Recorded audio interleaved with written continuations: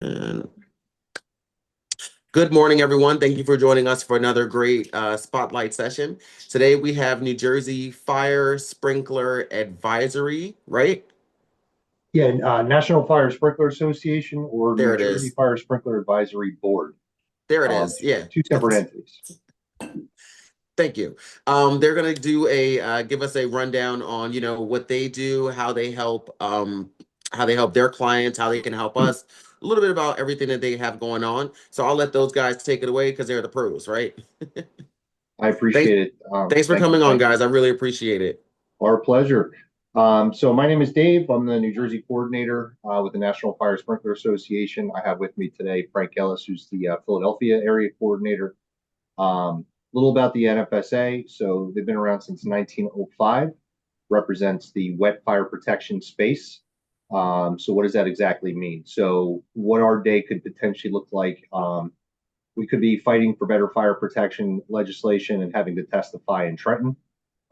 We could be out doing public education, kind of like what we're doing here, or we could be getting down in the trenches with fire departments and training them on how to interact with sprinklers and standpipes.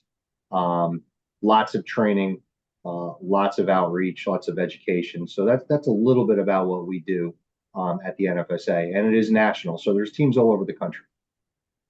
In addition, we also have trailers. We love to burn things for people, so we will do fire sprinkler burn demonstrations throughout the year, usually between the months of April and early November. So you'll see those trailers on the road all over the state and the Philadelphia area. We do upwards of 100 plus events a year. So we're busy, very busy. But we were asked to come on today to have a little conversation about basic fire sprinklers, fire prevention, and how that all correlates to the real estate risk business. So I put together a little PowerPoint. I know everyone enjoys death by PowerPoint first thing in the morning, so I will try and make it as painless as we possibly can. One thing I would like to interject real quick is in addition to the NFSA, both of us are firefighters, and I am a fire inspector in two separate towns. So if I can answer any questions with respect to a smoke cert or a CO cert, I'd be happy to in order to get your certificate of occupancy. So I know that's probably a big thing in your world. So I'd be happy to talk about that a little bit as well. All And we right. should be done by 3 o'clock today. Yeah, yeah, not a problem. We'll slow roll here. I'm going to share my screen. Just bear with me.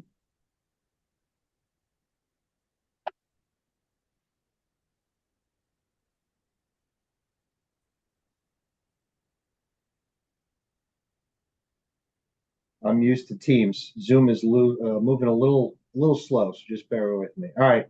Can you guys see the presentation, or do you still see? Yep. All right, Yeah, we can see beautiful. it. So, all right. So here we go. Without further ado, so a little bit about me. I've been in the fire service since 2005. So 20 plus years as a fireman in both Monmouth and Burlington County. Got 8 years in the military. Like I said, I am a municipal fire inspector. Um, Big in fire prevention with the kids. We got to teach them early. So I try and tackle that a lot.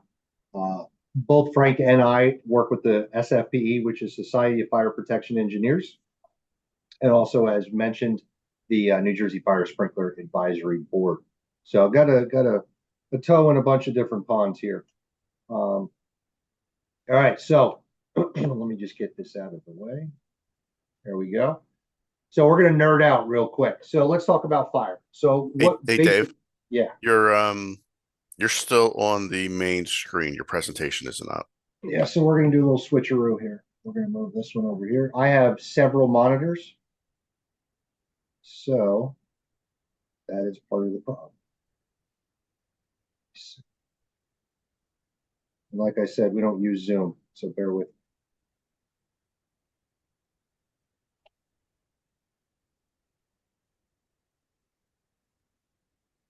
So while Dave's working on that, a lot of what we do is public education. So there's some myths about fire sprinklers that we like to address. The first one is that smoke does not set off fire sprinklers. A lot of people think if they burn the toast that they're going to get wet, and that's not really how these systems work. Each of these sprinkler heads are going to be activated by heat. And so anybody know how much heat it takes to set off a fire sprinkler? Like what temperature? 100 degrees? It's actually about 155. Oh, Um, so it's about double what your normal temperature would be in your space, and that's done on purpose because we don't want a hot summer day to set off our fire sprinkler. We want to make sure there's actually a significant fire in that space to set that sprinkler head off. Another myth is that if one sprinkler head activates, a lot of people think that they all activate at the same time because we've seen that time and time again in movies and in TV. One of my favorite movies is The Matrix. And Trinity and Neo go in, they set that bomb off in the elevator shaft in the lobby of the hotel or that office building. And then what happens? That entire high rise, you see every single sprinkler head activate at the same time.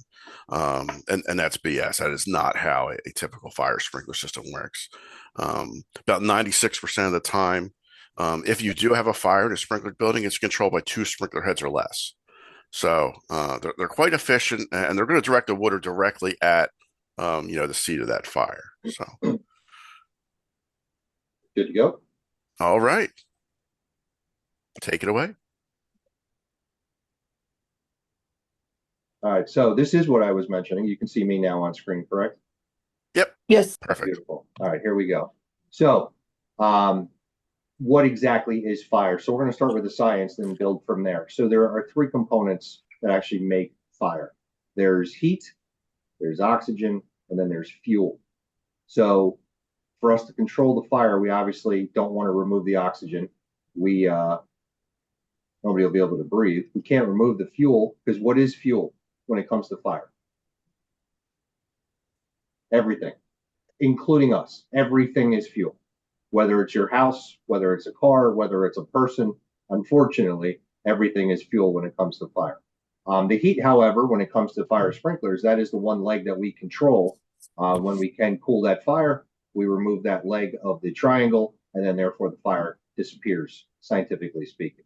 All right, so heat, fuel, and oxygen, and then poof, it goes whoosh, and we have fire. So you don't need to be a firefighter to fight fire. It all starts with you and fire prevention.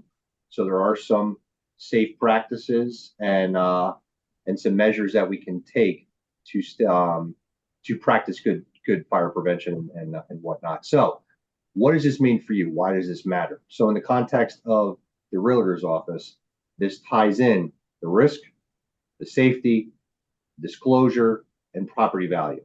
All of that touches, all four of those touch fire protection. And I'll build on that in a minute.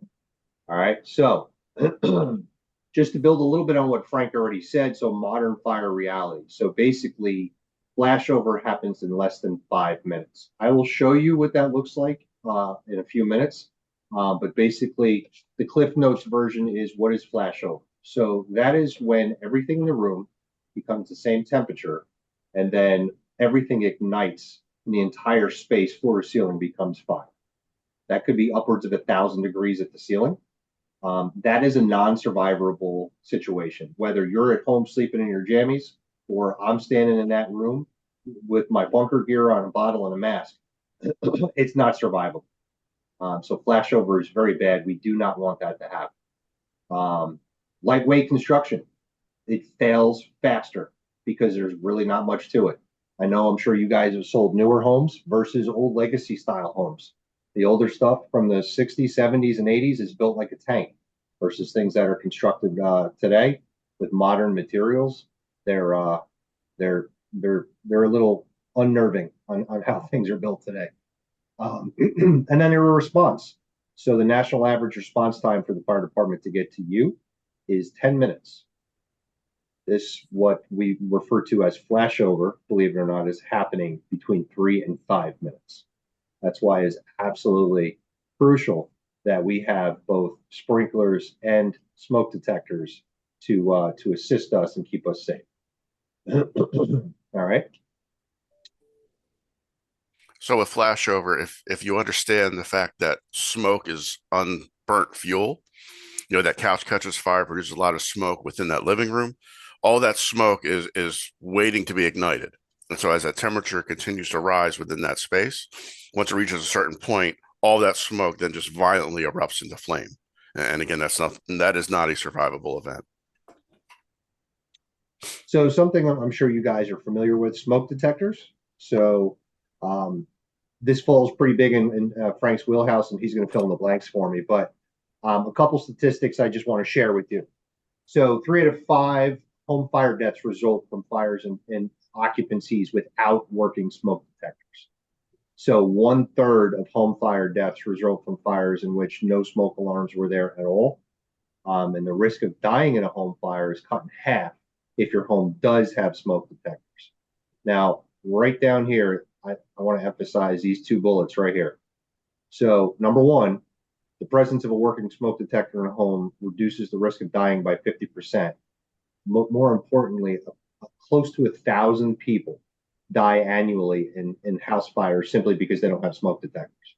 It's absolutely insane, and it can be avoided. And then half the home fire deaths happen at night when we're sleeping, between 11 p.m. and 7 a.m. So that is absolutely preventable, which is why it is so important to make sure that these occupancies that are being sold have what they need to have, and they're set up for success. So a smoke detector versus fire sprinkler. So your smoke detector is going to warn the occupant, and like I already said, it'll cut the death risk to 50%. Fire sprinklers will activate in 1 to 2 minutes, control or extinguish the fire, and use less water than a fire hose. So there's your difference, your action versus your warning. So use less water than a fire hose. So we need to arm you with the red letter language to go into the field and combat some of these objections. If somebody says, hey, I love this house, but it's got sprinklers, I don't want that. That's ridiculous. Okay, so let's dissect that for a second. A sprinkler head in a residence flows 12 to 15 gallons a minute. Think about that in the context of gallons to milk in your refrigerator. 12 to 15 of those is coming out of the ceiling. Does that seem like a lot of water? So, I would say. Okay, so hold my beer. If I'm showing up with my buddies and my friends in my big red trucks, each truck engine specifically holds about 1,000 gallons of water. You're never going to see one fire engine at a fire. You're going to see probably upwards of 8 to 10 or more at a fire. Each one, like I said, has about 1,000 gallons of water on board. And then if they tie into a fire hydrant, that's an endless supply of water. So 12 to 15 gallons per minute, and it'll be knocked down in a matter of minutes. And then you secure the system. Or if we come to the party, then thousands and thousands of gallons will be flowed without question. That's absolutely what's going to happen. So, somebody gives you a hard time, feel free to slap some knowledge on them. All I mean, right. if you look at it from the perspective of response time, that fire sprinkler is going to react while that fire is small. So you have maybe a waste paper basket that catches fire, and maybe a curtain goes up. You know, probably within several seconds, maybe half a minute, that sprinkler head's going to open up. It's going to begin to spray some water, and it's going to control that fire. If you don't have a fire sprinkler, what happens? Well, someone has to notice that fire, and then we call 911. That dispatcher is going to take some information from you. It's going to seem like forever as they're gathering that information. They're going to be dispatching the fire department. And then they have to respond from their station to the location of the fire. And then they have to get their hose off. They have to charge the lines and everything. So that could be 10 minutes. And by that time, if you don't have fire sprinklers, that little trash can fire now becomes an entire room or 2 rooms or half a house. And so, that's really the difference that the fire sprinklers make. And this is an example of a house without sprinklers in it. So will smoke alarms always be there to save the day? So 3% of smoke alarms will fail within the first year. And then after 30 years, they will nearly all fail, which is actually why the code has changed to what it is today, which we can talk about. But where do you think the failure comes in beyond the technology? Well, it's the human beings, because unfortunately we forget to change the batteries. How many times have you walked into a house that you're going to sell and you notice the smoke detector is missing off the ceiling? I would imagine quite a bit. So if we don't, as homeowners do, just the basic things and making sure they're there, testing them monthly, making sure the batteries are switched out once a year, that's going to lead us down the path of having detection that simply doesn't work. How hot is hot? So just to put this in context, your shower could be upwards of 130 degrees. Water boils at 212. Your barbecue could be as hot as 500. And like we said, that fire, when it flashes over, could be 1,000 plus. All right, so room temperature can raise to 1,000 degrees plus at eye level or higher. You need to plan your escape route. So, that said, smoke is also going to be a major threat in a fire when you're inside of your a residential occupancy. So, your kids, those of you that have kids, are doing fire drills at home or at school rather, who's doing fire drills at home. So it's absolutely essential that that practice carries over to when you're home. So that way, if there is a smoke detector activation, it's muscle memory. You guys can get up, get out. Everybody does it as quickly and safely as possible until the fire department arrives. Um, this slide really is not fire sprinkler related, but it is absolutely crucial. Um, I have to show. I try and show everybody. So close before you doze. So if you're not familiar with that, or you've never heard that before, I want you to take a look at this picture. So this was a fully involved structure fire. The room on your left, the door was closed. They closed it when they got out, and the door on the right, they just left it open and they ran. So the room on the right is just it's carbon. There's nothing left to it. It's all ash. But as you can see, that door created one heck of a fire barrier and protected all the room and contents. So it looks like there was never ever a fire in that house. All right, so close before your doze. It's absolutely crucial to stay safe. And that's not even a commercial fire rated door. That is like the cheapest, thinnest door you could possibly find at Home Depot.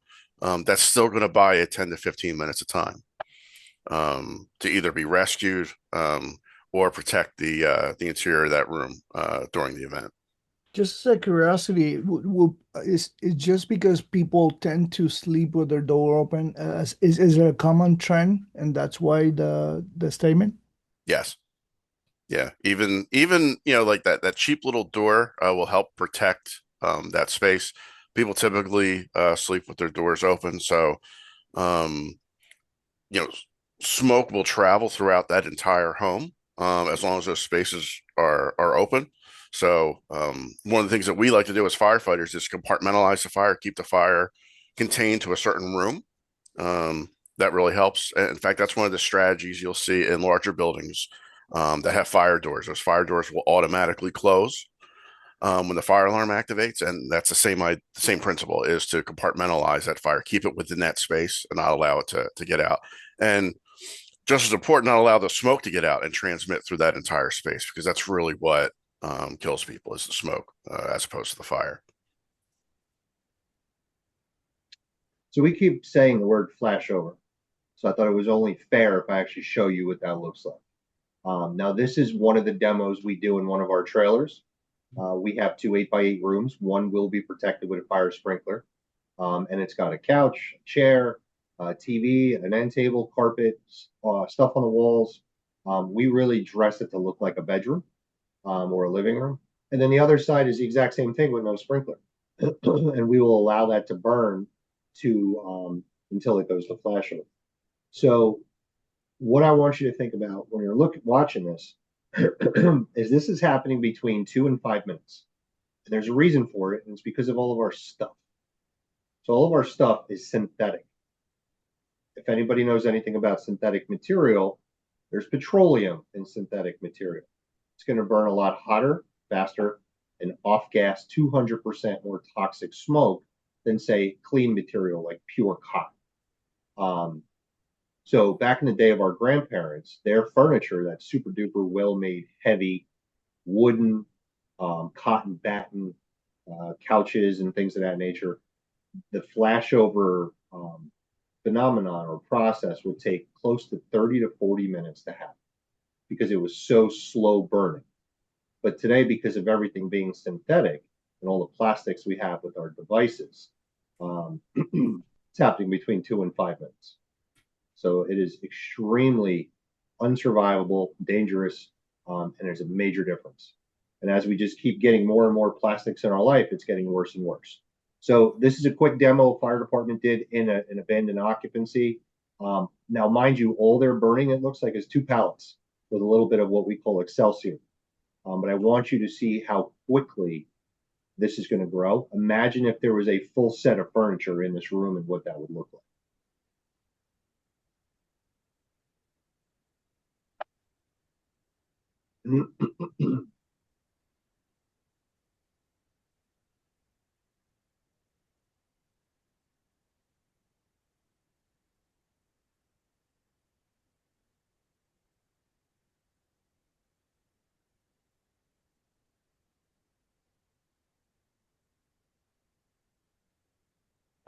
That was like 2 seconds. So what Frank and I have noticed is in our trailers, our smoke detectors really haven't been going off because that fire is just growing so fast, it's overwhelming. So that is, I'm not showing this to scary. That's unfortunately the reality. Now, if that door was closed, that would contain that fire to that room for a long time until it really posed a threat to the rest of the house. So that's why closing your door is so super duper important. But what you just saw, we show the public every year over and over again in real life. So it's legit. And then if in our grandparents' homes, like I said, that would take 30 to 40 minutes. So it's a huge, huge difference. Scary difference. One of the arguments we hear quite often is, well, we don't need fire sprinklers because, the building is made out of concrete and steel, and those things don't burn. And that is true, but what about the contents? What about the stuff that we bring into that space?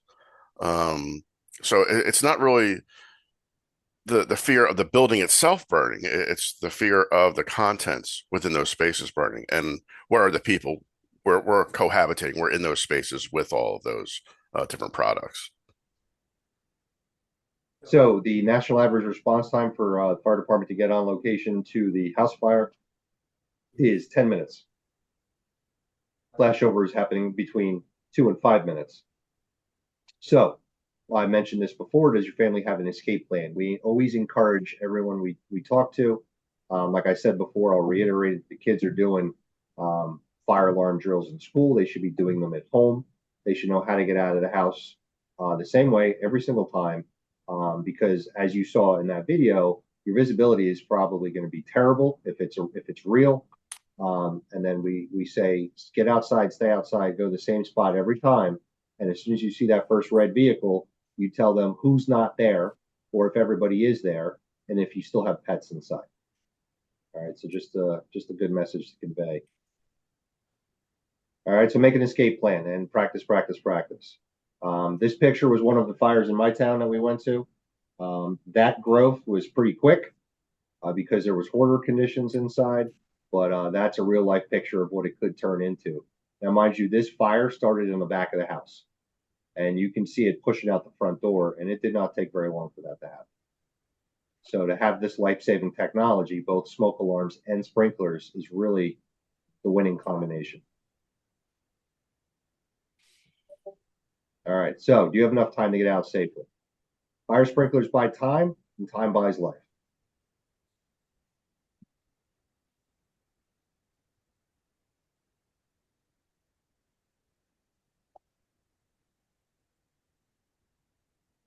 If we don't have one of those pamphlets, we can develop one for you.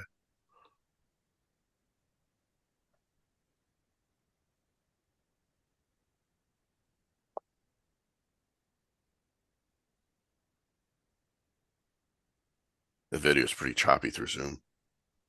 Is it? Yeah. Yeah, Zoom's not very good with video yet. You figure All they've been right, doing this long enough. Yeah. then we'll move forward. All right, so let's dig in. So fire sprinklers, what are they?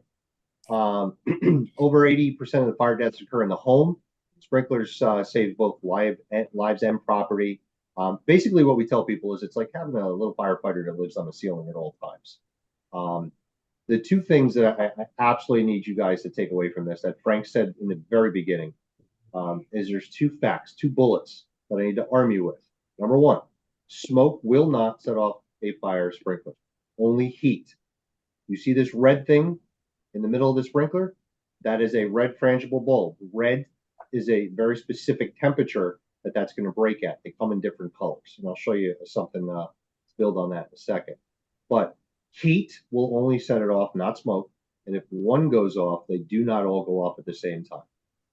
All right, so only the sprinkler head closest to the fire will activate. So those are two very important things to remember. If you're trying to sell a place and it has sprinklers in it and people are giving some pushback, by all means, please give them a little bit of a lesson. So what makes up the system? So if you're taking over an occupancy you're gonna be looking to sell, and it has a sprinkler system, there will be a control valve somewhere, piping, obviously your water supply, and then ultimately your sprinkler heads throughout the house. So a little bit of anatomy. I'm not going to go down the rabbit hole on this too much, but like I said, there's different colors, and every color represents a different temperature. In some cases, you're going to see these where you can't even see the sprinkler heads. It's just going to be a white round disc on the ceiling, and the sprinkler head is living above the ceiling. All right, so that we see that a lot in residential settings or drop down ceilings. But this is basically the nitty gritty of what a sprinkler head really looks like. And fun fact, 2025, at the end of it, we as an industry got our very first plastic sprinkler head. So like I said, everything's becoming plastic, even the fire protection. All right, so let's talk about your Quick question. Wait, specs. quick question about that. How would that work with a plastic fire head? Wouldn't that just burn in the fire as well? You figure if they turned on. They're rated for 900 degrees, Oh, upwards of 900 degrees. So it's a fire rated polymer that it's made with. And oh, believe it or not, in residential settings, even your sprinkler pipe is plastic. It's orange. It's called CPVC. hmm. They have burnt that to upwards of 1,000 degrees. When there was no water in the pipe to keep it cool, they just burnt it. Then they pressure tested it to 175 psi, and it performed beautifully. Oh, wow. I've even had contractors tell me where they've gone into a fire after the fire, and the sprinkler pipe is still intact, but it got so hot it started to sag like cooked fettuccine, but it still flowed water. It didn't fail. So it's remarkable. The only downsides of all this is exactly what you experience in your building. And when it gets cold, whether it's sprinkler or just domestic water, water and cold temperatures don't jive. So that's unfortunately the reality of how we Yeah. operate. But that's anything. Yeah, plastic, steel, copper, water's going to do the same thing. Yeah, it'll blow through anything. So you're So, familiar with PVC, which is your typical plastic pipe in your house, but CPVC is chlorinated polyvinyl chloride. When they add chlorine to that mixture, it actually raises the ignition temperature of that product, and so that is a special listed material that they can use for the sprinkler components. so New Jersey enforcement in the context of a fire official, fire marshal, or fire inspector, if you have a building or a house that has a system, there is code that it needs to be maintained. Um, an impairment of life safety systems can be a violation if they're just neglected. Local fire officials can issue fines and corrective orders. If it is installed, it must be maintained. So that message, we ask that that's conveyed. And that is only for their benefit. That will keep them alive and their families safe. There is liability exposure if the system is shut off. If it's impaired, and when I say impaired, if I mean like there's a deficiency, like there's something wrong with it because of neglect or lack of inspection, testing, or maintenance, frozen due to neglect, or if it's misrepresented. We have had places that we've come to find that they will install sprinkler heads in the ceiling, and there's no pipe above. So they're just trying to make it look like there's a system because they needed one by code, but they never really put anything in. So misrepresentation. If a fire occurs in any of those situations, then this becomes discoverable, and this is now going to be potentially a criminal case, and there's major repercussions. Hey, Dave, what's the number one reason that would cause a fire sprinkler system to fail to control a fire? It's a great question. What shout it out? Who thinks would they know what the number one reason is? There's no dumb answers here. We train firefighters, so you guys are going to be way above the curve. Any guesses? What would cause it to fail? Is that what you're asking? Yes, ma'am. Yeah, No maintenance? That's a good answer. No you're almost water. there. No Rust water is a and good soot answer. buildup in the lines. Okay, so lack of and so believe it, these are all answers, but the number one answer, 64% of the time, places burn down and people die simply because somebody turned off a valve. They shut it off. Wow. Number one cause. Yeah. It's incredible. Human intervention, unfortunately. Yeah, unfortunately. Is that typically accidental or on purpose to save for something else? I'm going to say B. Most of the time, it could be. I mean, there really isn't any way of accidentally shutting off your system. There's usually motive and intent behind that action, which could ultimately cause devastating outcome. But yeah, 64% of the time. It usually comes down to the almighty dollar. Yeah, money is a huge motivator, or it just could be arson. I mean, it's we've seen it all. So New Jersey example in Princeton, there was a townhouse. So there was a fire in a multi-unit occupancy, single sprinkler head operated, controlled the fire, neglected, took away the opportunity for flashover to occur because remember that triangle took away the heat. So it controlled it in its beginning stages, which we call the incipient stage, and it damaged the damage was limited to just where the fire was in that one bedroom. And everybody else was protected, safe, no issues. So it did what it was supposed to do, and it avoided the multi-unit exposure. If somebody turned off a valve, that entire building would be gone. Absolutely. All right, so this is for you guys. Here's some red letter language. So if you get an objection from a buyer, a renter, whatever the case may be, and there's sprinklers in the occupancy, and they're like, hey, I don't want that. They're all going to go off. That's not true. If one goes off, they don't all go off. Only the sprinkler head closest to the fire will activate. All right, well, what if I burn toast and I get smoke? It's going to set it off just like the smoke detector. That also not true. Only heat will activate the sprinkler. They cause more damage. No. The fire department will absolutely cause more damage, as I explained to you guys earlier. Or, hey, I'm going to shut it off and we'll just turn it back on later. So there's that 64% of the time. And while it's shut off, there's your exposure. So that is very bad. We don't want that. So, Dave, Ruby had a question. What type of fire should we be calling the fire department for in our home? Whenever there's orange, I would say it's good practice to call the fire department.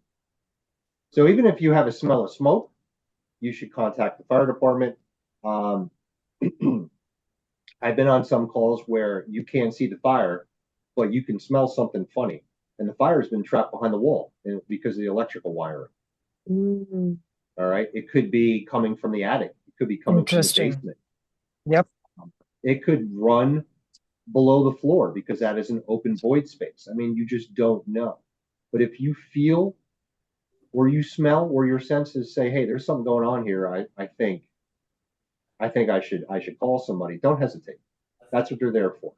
Yeah, Worst case scenario, they come out, they just turn around and go back home. That's all. In 30 years, I've never given a homeowner a hard time for calling us out because they thought they may have a problem.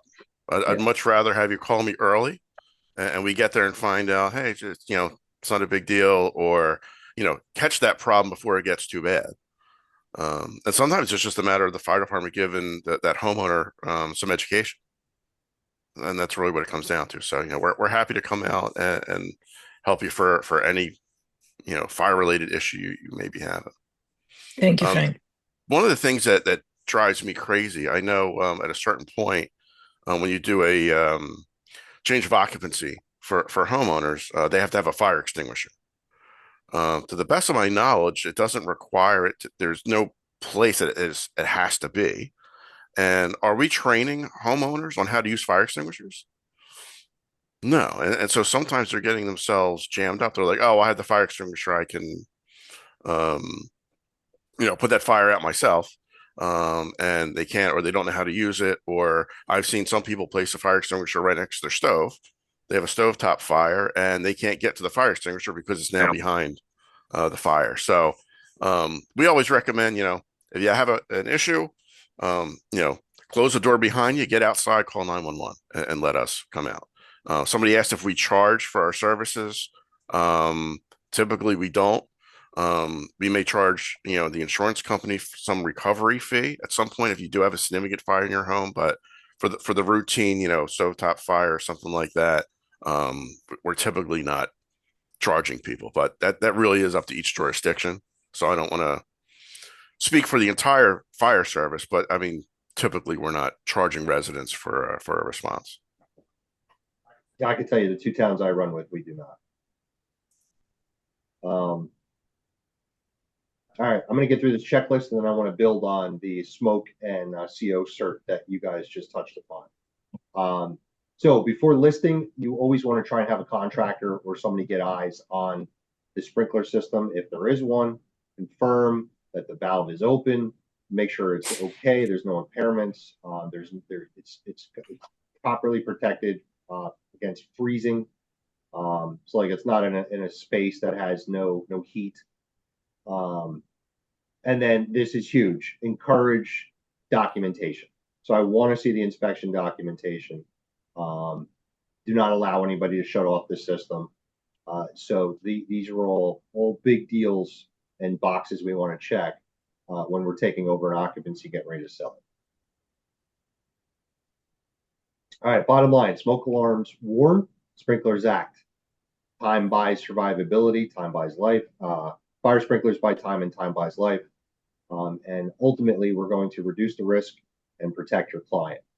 So having a system, a wet fire protection system in the house is only a benefit for a couple reasons. Obviously, it's going to save your life.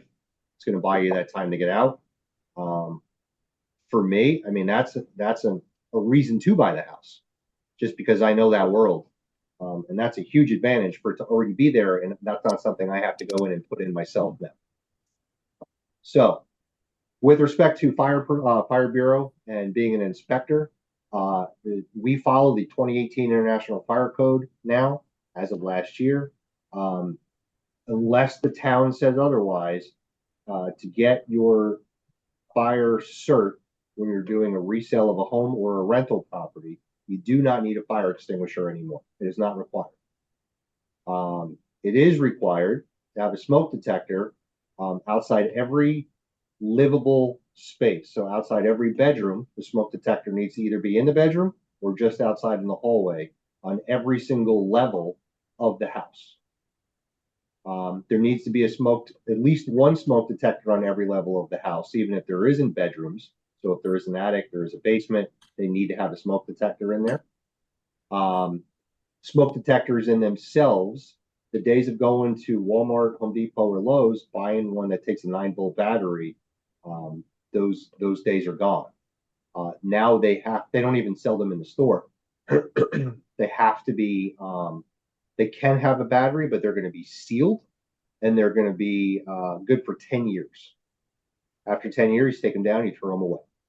So that is what the industry has moved towards. That's an acceptable detector if you want to have a battery detector and they're not hardwired. Ultimately, hardwired is going to be the best. But if I go into an occupancy and I see one with a 9-volt battery, I'm going to tell them to get rid of it and to go get one of the 10-year sealed smokes. In addition, we need to have CO detectors for carbon monoxide. Now, most of these modern detectors will do both for you in the same unit. But if they don't, you need to have an additional detector on every floor for CO as well. All right, and that is what the fire department is going to look for to give the smoke and CO certification so you can get your certificate of occupancy from the building department. Does the garage need one? Garage should have one, absolutely. And what's going to trigger a lot of these things is if there is a garage, um, that is absolutely going to trigger having the need for a CO detector. And if there also is a heating device, such as a furnace or wood burning stove, a fireplace, anything like that, that is also a trigger in the code that you're going to need a CO detector. Technically, if you don't have either of those things, they may not require it. But a lot of towns just say, you need it. We want you to have it. It's going to keep you protected. So we're just going to make it part of the code in the town that you have to have it. So it's best practice just to tell people you got to have both. And you can accommodate that by just buying one detector that does both things. All right, does that make sense? Yeah, All right. thanks. Does anybody have any questions for us? Sheds are typically not required to have that stuff. Because they're detached from the house. They're looking at protecting the living areas within a structure. And I want you guys to think about this too. We keep saying to keep the homeowner safe, right? There's another party that's part of the equation that we're keeping safe by having this life-saving technology, and that's firemen. So if there's a sprinkler system in that occupancy and they're going in there, there's two things that are going to happen. Number one, it's going to keep them from burning up. And number two, it's going to keep the carcinogens down drastically. It's going to cut them down by 90%. Firemen are dying left and right these days because of cancer. But responding to a call in a sprinkler occupancy cuts the risk of getting cancer down, like I said, by 90%. So they're great for first responders. They're great for the occupant and the homeowner. And based on our furnishings, it's really just a win-win across the board. Anybody got anything? Yeah, I have a question. If we have a Dave, if we find a house which is a single family and they don't have they have an older sprinkler, 30 years old, how do we, what is the cost to replace the whole thing? So that's a great question. So sprinklers, I want you to think about it like you're buying clothes for somebody. So you can't just buy one pair of clothes to fit every single person. Sprinkler systems are very similar. So there's no vanilla answer. Everyone is designed specifically to fit that particular occupancy. So there's going to be rooms in different places. The lengths of the walls are going to be different. The height's going to be different. Closets, plate, everything is different.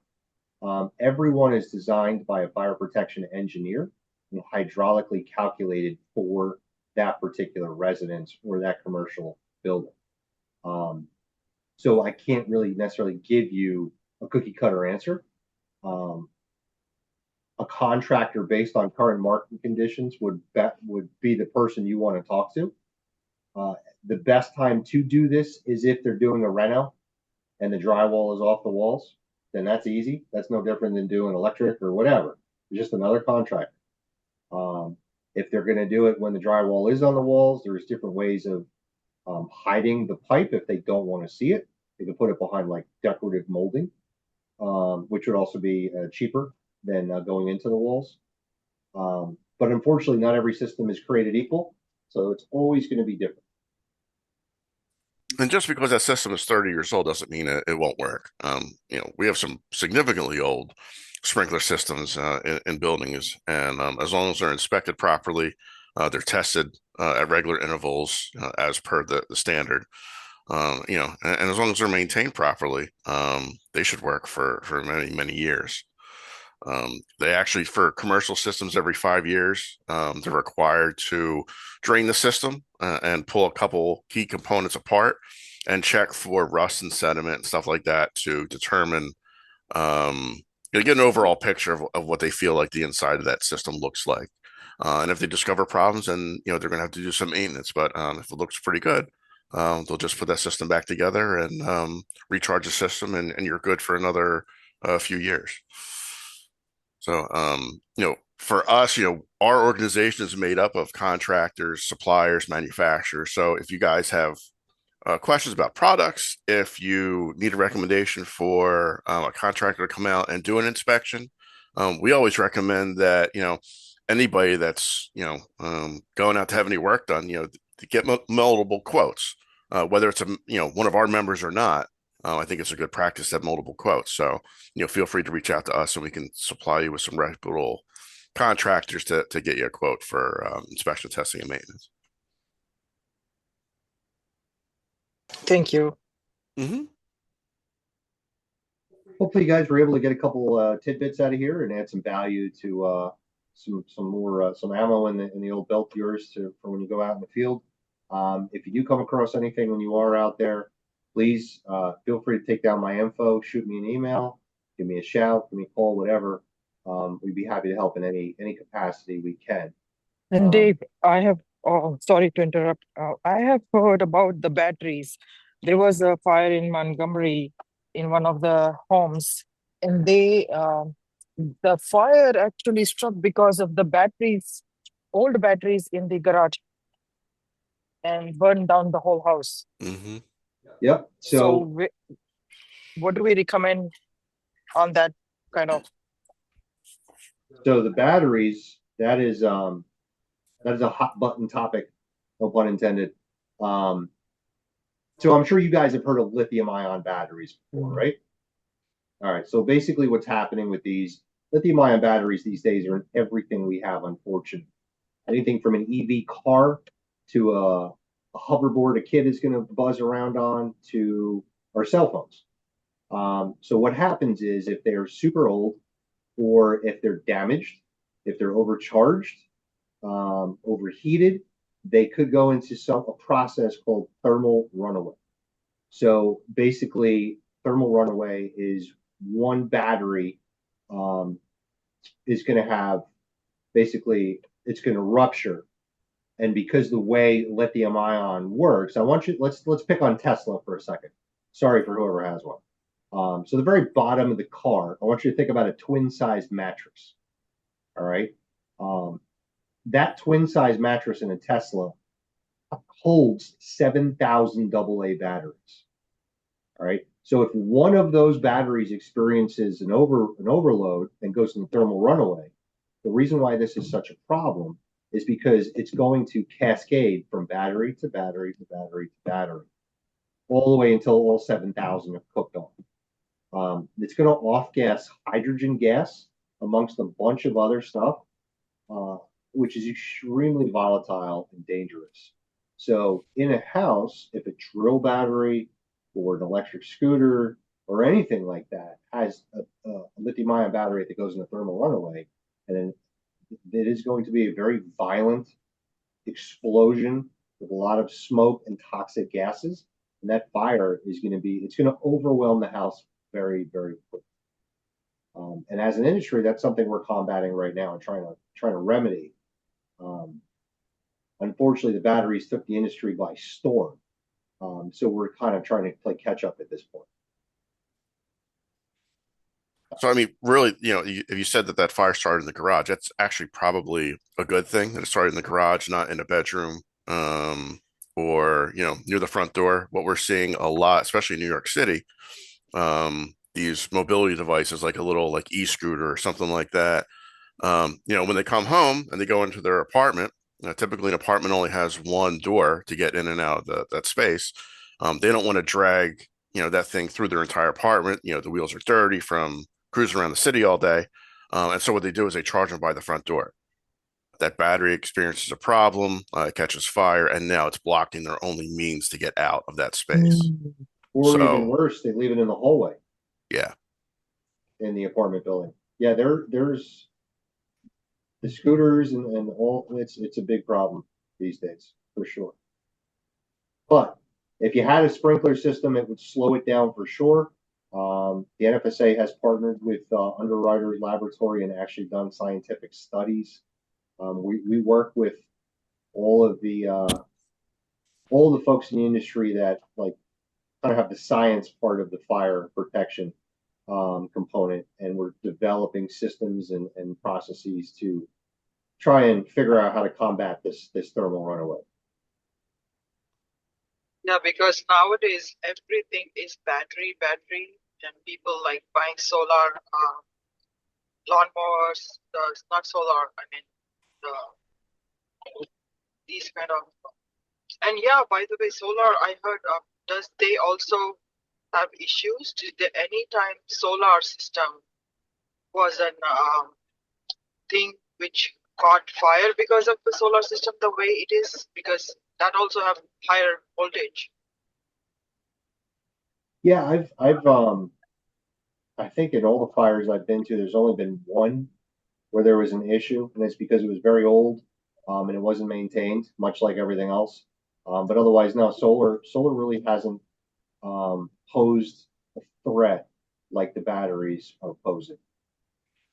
So I mean, the best defense, unfortunately, for the batteries is simply what Frank said: is don't overcharge them, don't leave them by the front door. If they're in the garage, it's probably the best spot, so that way you can get out. And when it comes to a fire in your home, per the code, we just care about you, not your stuff. So we just want to make sure that you can get out, for buying time for you to escape and egress as fast as possible.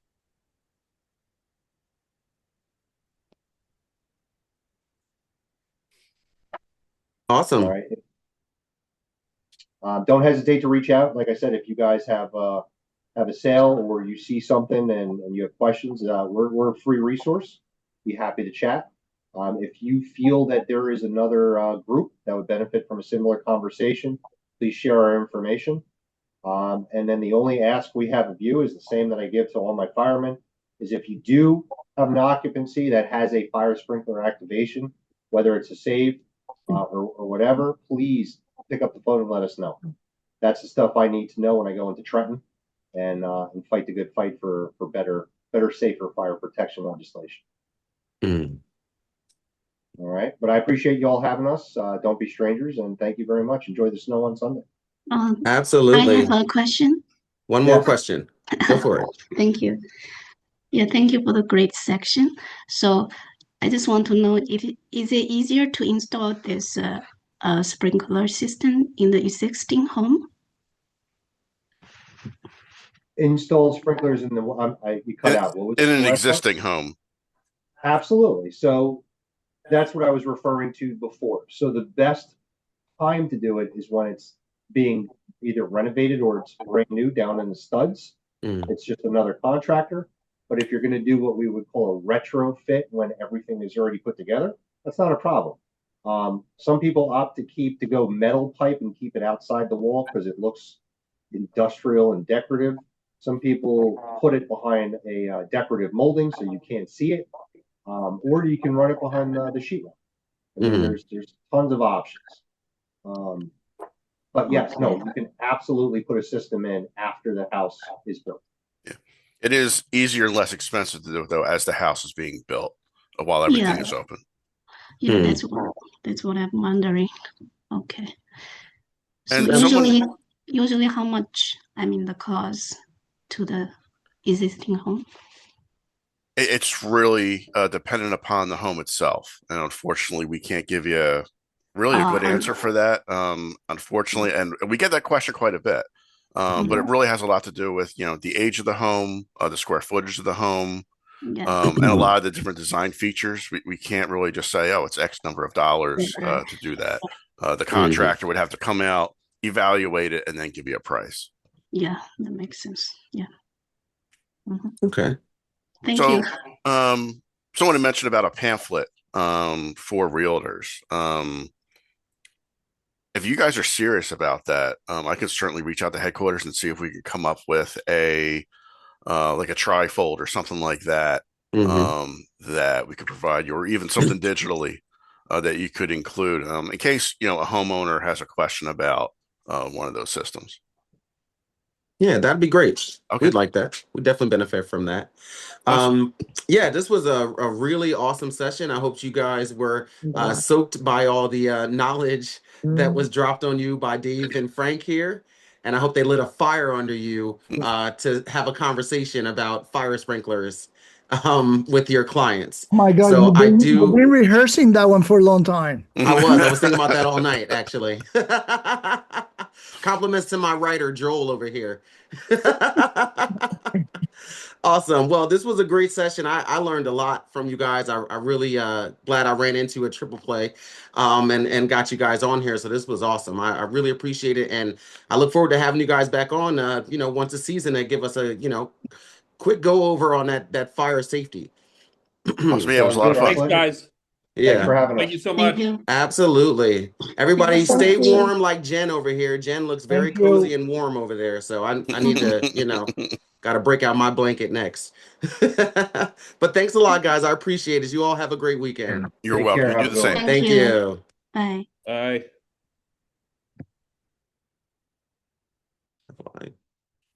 Stop recording.